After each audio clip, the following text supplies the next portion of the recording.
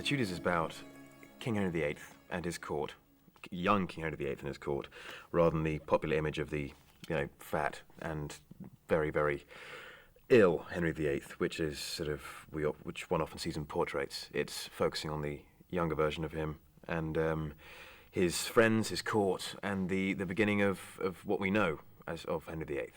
And it's following that original journey. And my character is Charles Brandon. He is a confidant of the king, best friend. They grew up together due to the fact that King Henry's father and Charles Brandon's father were also close. Charles Brandon's father was King Henry's father's standard bearer at the Battle of Bosworth, and King Henry and Charles grew up together. And so they're very close friends. Even though Charles had no official title, he was a Mr., which is how Charles Brandon starts in the story. He starts as Mr. Brandon. They are very, very close. Charles Brandon is the only person who can actually effectively compete with Henry and beat him with no fear of repercussion.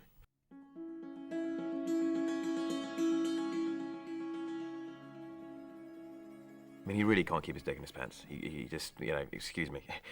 He loves women. He chases them all over the place. As one of the lines go, one of Margaret's fantastic lines, he can love for, a year, a month, a day, an hour, and then that's it. And you'll love fantastically for that period of time, and then move on. Charles has pushed it too far. Normally, he had pretty much free reign wherever he went in court.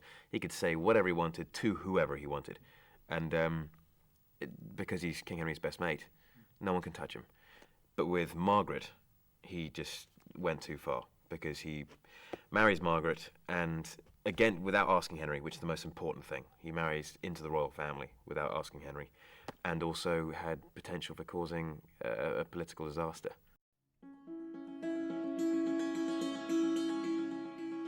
Young, vibrant, athletic, fit. I mean, he really was this man of incredible power and the image of what a king would be. And Charles and him were very similar.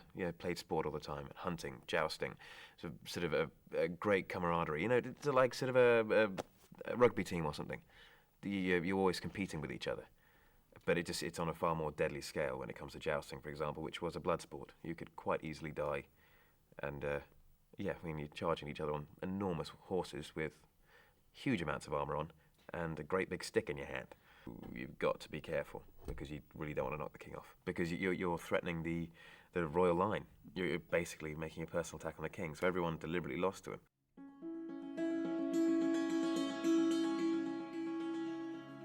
It's quite a fun game, actually.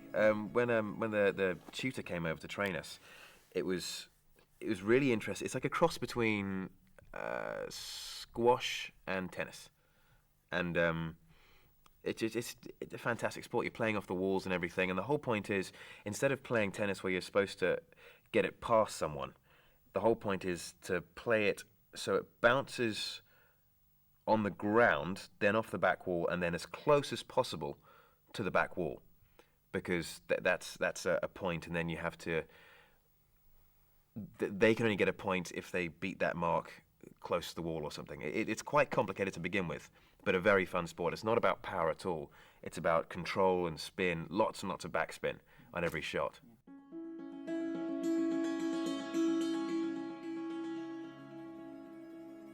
You couldn't ask for a better place to be the best friend of a king, because you haven't got the responsibilities of the king, and you're untouchable. And people will always want to get into your favour to, oust other people out of court, because you've got the king's ear.